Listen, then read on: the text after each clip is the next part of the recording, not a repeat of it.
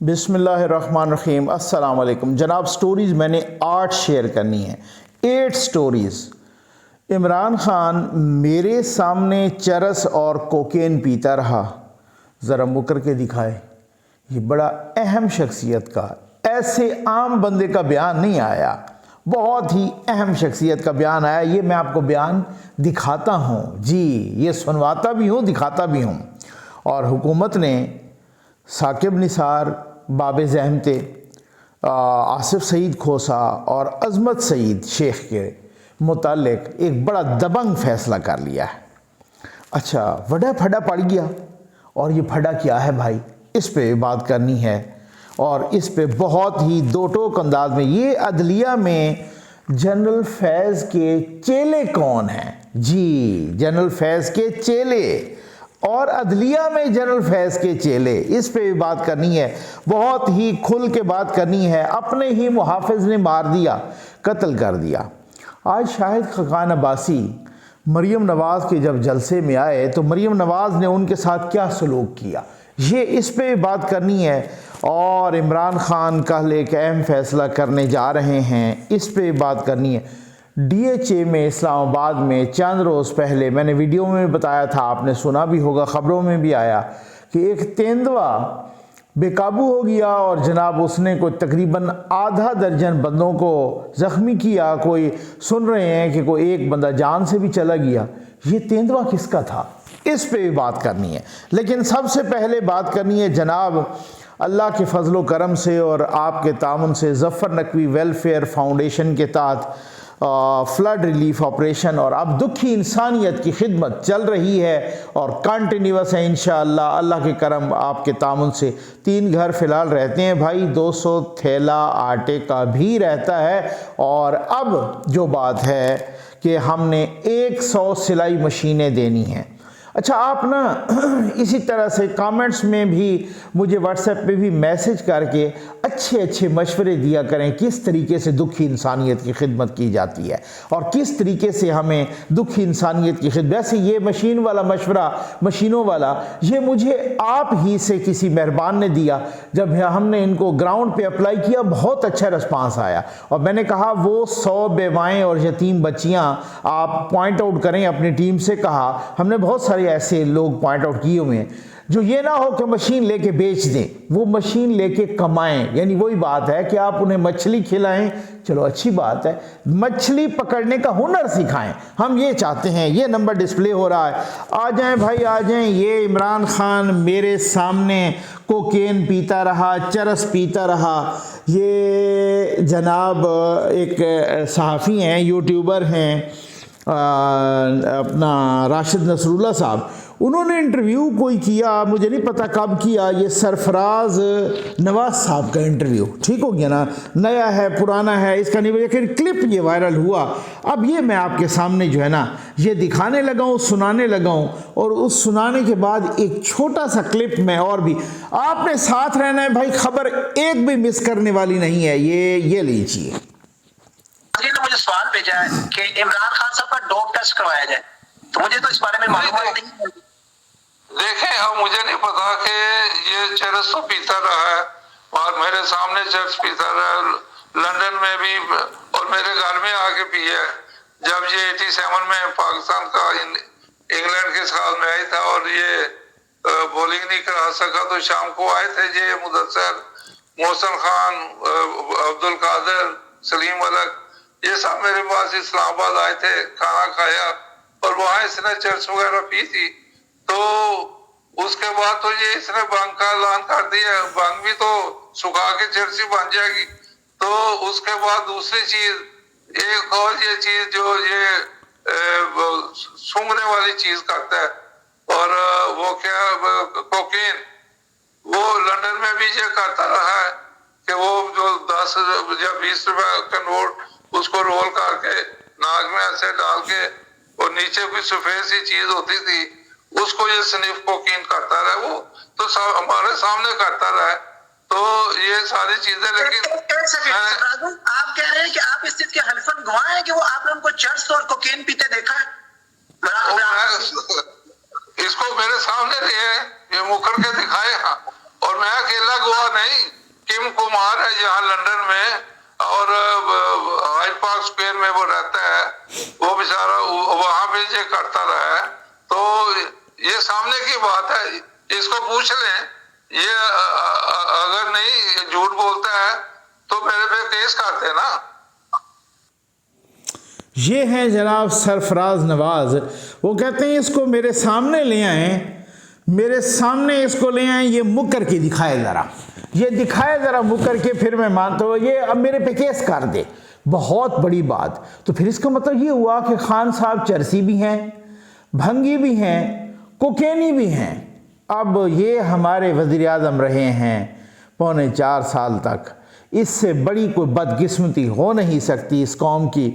आज इन्होंने यास्मीन राशिद साहबा के साथ एक प्रेस कॉन्फ्रेंस की। उस प्रेस कॉन्फ्रेंस के दौरान कोई हरकत की, नाक को किसी ख़ास अंदाज में दबाया। अब सोशल मीडिया पे नई बहस छिड़ पड़ी है। लोगों को बड़ा बड़ा तजर्बा होता है ना भाई, ठीक हो गया ना। वो क्लिप भी मैं आपको दिखाता हूँ, वो सुनवाना को ज़रूरी नहीं है, लेकिन वो मैं आपको दिखाता हूँ। और वो जनाब ये जिस तरीके से नाक को दबा रहे हैं, अब लोग कह रहे हैं, मुझे नहीं मालूम, वो कह रहे हैं कि इस तरीके से कोकेनी नाक को दबाते हैं। ये जो पक्का कोकेनी होता है ना, कोकेन पीने वाला, वो इस तरीके से नाक को दबाता है, नाक को प्रेस करता है। अब आप भी ज़रा देखें, बहुत सारों को तजर्बा होगा कि जी देखा होगा कोई कोकेनी को। अगर मैं नहीं समझता कि अल्लाह ना करे कोई आप में से भी कोई इस तरह का नशा करता हो, लेकिन लोग जो कह रहे हैं तो मैंने आपको दिखाना है, आपसे भी मैंने फिर ओपिनियन लेनी है, क्या वाकई ऐसा ही है। ये देख लीजिए।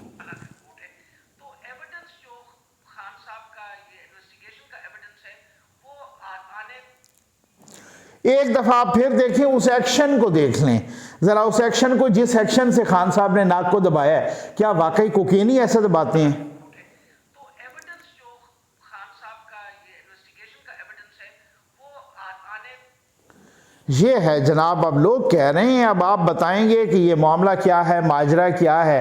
लेकिन बहरहाल अब आ जाएं जनाब दूसरी खबर पे। हुकूमत ने बड़ा फैसला किया है।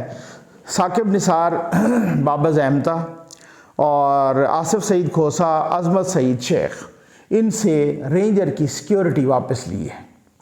पहले जब इन्होंने पनामा का फ़ैसला सुनाया था, बड़ा तीर मारा था, ठीक हो गया ना, जिस पे आज तक हर कानून आइन जानने वाला, हर आइनी माहिर ये जनाब वो सुना रहा है और वो इस पे एतराज़ कर रहा है। खोसा साहब और अजमत शेख सईद साहब ये उस बेंच का हिस्सा थे और बाबा अहमदा उस वक्त चीफ जस्टिस था। तो अब ये इन तीनों से हुकूमत ने रेंजर्स की सिक्योरिटी वापस ले ली है, मरात बाकी चीज़ें वापस ले ली हैं, जो वो बाकियों को सिक्योरिटी होती है उसी तरीके से होगी। अब ये देखते हैं क्या होता है। सुप्रीम जुडिशल काउंसिल पे आ जाए भाई। ये एक वड़ा फड़ा पड़ गया है। वड़ा फड़ा ये है कि सुप्रीम कोर्ट में कल एक इजलास हुआ, ठीक हो गया, कल या परसों एक इजलास हुआ। डान में भी ये स्टोरी आई है। उस इजलास में बहुत ही तहफ़्फ़ुज़ात और ख़दशात का इजहार किया गया। उसमें 14 जजेस कह रहे हैं कि शरीक हुए। वो जज साहब भी शरीक हुए, मुज़ाहिर अली नकवी साहब, कि जिन पर इल्ज़ाम था, जिनकी ऑडियो आई थी, सारा कुछ, वो भी शरीक हुए। अच्छा, अब इसी तरीके से बहुत ही अच्छा, कुछ लोगों ने तो बाकायदा, कुछ यूट्यूबर्स ने भी और कुछ बाकी लोगों ने भी सोशल मीडिया पर ये बहुत ही बबांग दोहल ये दावा किया है कि वहाँ पर कुछ तल्ख कलामी भी हुई है। और वो तल्ख कलामी कुछ हम ख्याल जजेस और जो बाकी वाले आज़ाद मनश जजेस हैं उनके दरमियान हुई है। और ये अब मामला फिर और भी मीटिंग्स होंगी और इस तरीके से सुप्रीम जुडिशल काउंसिल में अगर चला गया, जैसा कि पाकिस्तान बार काउंसिल भी ये ऐलान कर चुकी। इससे पहले प्रेसिडेंट्स मौजूद हैं।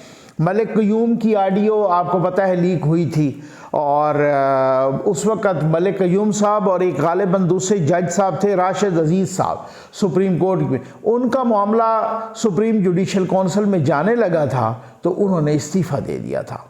क्योंकि अगर आप वो जाने लगे और उसके बाद तो बहुत ही बेइज्जती है ना, तो इससे कुछ लोग अब ये चाह रहे हैं कि मुज़ाहिर अली नकवी को सिर्फ इस्तीफ़े का ऑप्शन नहीं देना चाहिए बल्कि सुप्रीम जुडिशल काउंसिल की कार्रवाई होनी चाहिए। सुप्रीम जुडिशल काउंसिल जजेस के ख़िलाफ़ कार्रवाई करता है वो इदारा है। और सुप्रीम जुडिशल कौंसिल में 5 अरकान होते हैं। सुप्रीम जुडिशल कौंसिल एक आइनी इदारा है। सुप्रीम जुडिशल कौंसिल में एक चीफ़ जस्टिस ऑफ पाकिस्तान होते हैं। चीफ़ जस्टिस ऑफ पाकिस्तान के बाद 2 सुप्रीम कोर्ट के सीनियर मोस्ट जजेस होते हैं। और 5 हाई कोर्ट्स में से, यानी पहले तो 4 हाई कोर्ट्स थे, अब 5 हाई कोर्ट्स में से जो सीनियर मोस्ट 2 होते हैं ना वो होते, तो टोटल 5 हो गए। इस वक्त गालिबन एक तो चीफ जस्टिस साहब हो गए, दूसरे जनाब हैं जस्टिस कादी फायजीसा साहब, तीसरे हैं जस्टिस तारिक साहब, और चौथे हैं जस्टिस अहमद अली शेख साहब सिंध हाई कोर्ट के। और 5वें मुझे अब कंफर्म नहीं है, मैंने नहीं देखा कि सीनियरिटी लिस्ट या पंजाब के चीफ जस्टिस या पेशावर हाई कोर्ट के होंगे। लेकिन अब बात ये है कि अगर इसी तरह से ही है तो ये तो बड़ी ओवरवेलमिंग मेजॉरिटी बन रही है। फिर ये तो सुप्रीम जुडिशल कौंसिल में फिर मज़ाहिर अली नकवी साहब तो गए, अगर ये सुप्रीम जुडिशल कौंसिल में चला गया मामला तो ये बड़ी एक अहम बात है। अब देखें कि होता क्या है, फड्डा वड्डा पड़ गया है। तो उसके बाद आए जनाब ये जनरल फैज़ के, अदलिया में जनरल फैज़ के चेले कौन हैं। आज मरियम नवाज साहबा ने बहुत अहम बातें की और उन्होंने एक तो वो प्रेस कॉन्फ्रेंस भी, मीडिया टॉक प्रेस कॉन्फ्रेंस, साथ जो वो खिताब किया, खिताब आजकल उनका सिलसिला जारी है, वो पूरी पार्टी की ऑर्गेनाइजेशन कर रही हैं, उस सूरत में रैलीज़ जलसों से, अपनी कार मीटिंग से वगैरह वो खिताब कर रही हैं। तो उसमें उन्होंने कहा कि जी ये ईमानदार, हम मुल्क को ईमानदार जजेस की ज़रूरत है, इमरानदार जजेस की नहीं। यानी कि जैसे सोशल मीडिया पे आमतौर पे कह रहे हैं कि जी एक तरह से वो ये अगर कहना चाह रही थी कि भाई इमरान, सोशल मीडिया वाले उन्हें इमरान जजेस कह रहे, तो मरियम नवाज ने कहा कि ईमानदार जजेस की ज़रूरत है, इमरानदार जजेस की ज़रूरत नहीं है। तो इसका मतलब ये है कि हर कोई समझता है कौन कौन इमरानदार जजेस हैं और वो समझती हैं कि मुल्क की इनको ज़रूरत नहीं है। तो ये बहुत ही इंपॉर्टेंट बयान है भाई। तो वो कह रही कि मैं अदलिया पे तनकीद नहीं करती, मैं फैज़ के चेलों की बात कर रही हूँ, जो जनरल फैज़ के चेले हैं ना उनकी मैं बात कर रही हूँ। ठीक हो गया। और ये उसके बाद जो है ना उन्होंने कहा कि जो जनरल फैज़ के चेले हैं, मुझे हामिद मीर की बात याद आ गई और मैं इत्तेफाक भी करता हूँ और कि अपना आज मरियम नवाज साहबा ने जनरल फैज़ की बाक़ियात की बात की है अदलिया में, तो हामिद मीर साहब ने कहा है और बिल्कुल ठीक कहा है कि आपकी अपनी पार्टी में भी जनरल फैज़ की बाक़ियात हैं, आप हैरान रह जाएंगे। वो कह रहे थे कि कितने लोग, सारी पार्टी तकरीबन जनरल बाजवा के एक्सटेंशन के लिए नवाज शरीफ साहब को मनाने के लिए गई थी, नवाज शरीफ साहब ने इनकार कर दिया। अगर आज भी जनरल बाजवा को एक्सटेंशन मिल जाती तो जनरल फैज़ का कोई बाल बीका नहीं कर सकता था, General Faiz as it is वहीं पे होते। तो इसका मतलब ये है। तो फिर मरियम नवाज साहबा ने कहा कि जस्टिस मज़ाहिर अली नकवी में अगर इतनी अखलाकी जुर्रत होती तो अब तक वो इस्तीफ़ा दे चुका होता। फिर उसके बाद उन्होंने बड़े मज़े क्या जुमले बोले। उन्होंने कहा कि टांग का प्लस्तर ना हुआ, पेशावर की BRT हो गई, उतरने में भी नहीं आ रहा। ठीक है ना। और ये बड़ी मज़े की बात यास्मीन राशिद को कोट करते गई, हमारी रात तो आसानी से गुजर जाएगी ना। यानी कि उनको ये खदशा कि जी किसी तरीके से जल्दी गुलाम महमूद डोगर CCPO लाहौर आ जाएं ताकि वो फिर इमरान खान की हिफाजत करें। वो बार बार पूछते रहे पुलिस तो नहीं आ रही, ये वो चे गुएरा है। ठीक हो गया ना, ये हमारा चे गुएरा है। ये है नेल्सन मंडेला जो 27 साल वो जेल में गुजार गया, ये 27 मिनट नहीं गुजार सकता। ये कहता है जल्दी गुलाम महमूद डोगर को CCPO लाहौर लगाओ, कहीं ऐसा ना हो पुलिस आ जाए मित्र। ये है खुमैनी। ठीक हो गया ना, ईरान का खुमैनी, ये नेल्सन मंडेला, ये अपना जो है ना माओ ज़ेतुंग, ये पाकिस्तानी माओ ज़ेतुंग है। ठीक है, जो 27 मिनट भी जेल में नहीं गुजार सकता। अच्छा, उसके बाद जब मरियम नवाज ने बड़ा इंपॉर्टेंट बात की, उन्होंने कहा कि जब राना सनाउल्लाह ने गिरफ्तार करने का फैसला कर लिया तो तुम्हें ये CCPO लाहौर नहीं बचाएगा, फिर तुम्हें कोई नहीं बचा सकता। अच्छा, उसके बाद जनाब नेक्स्ट स्टोरी पे आ जाएं कि अपने मुहाफिज ने कत्ल कर दिया। ये बहुत ही अफसोसनाक वाक़या आज हुआ है। इस्लामिया कॉलेज यूनिवर्सिटी के प्रोफेसर बशीर अहमद, बड़े यंग लेक्चरर, अंग्रेज़ी के लेक्चरर बशीर अहमद, उनको इस्लामिया कॉलेज के चौकीदार ने मार दिया। और सुना है उनके दोस्त बता रहे थे कि जी ये मामूली सी को तल्ख कलामी हुई चंद रोज़ पहले और आज जो है ना चौकीदार ने उन पर फायरिंग कर दी और वो जनाब जाँ बहक हो गए। तो ये हमारे माशरे में क्या हो रहा है? ये शिद्दत पसंदी, ये अदम बर्दाश्त, ये इस तरीके का कल्चर, ये बहुत ही गलत अंदाज और हम गलत डायरेक्शन में चल पड़े। शाहिद खाकान अब्बासी आए आज जलसे में, तो जैसे ही अनाउंस हुआ उनका जलसा या रैली या जो कारण मीटिंग जो भी थी, तो उसमें जैसे ही अनाउंस हुआ शाहिद खाकान अब्बासी आ गए स्टेज पर, तो मरीम नवाज़ ने उनको इशारा किया, बल्कि उनका हाथ पकड़ के अपनी सीट पर बिठा दिया, अपनी कुर्सी पे उनको बिठा दिया।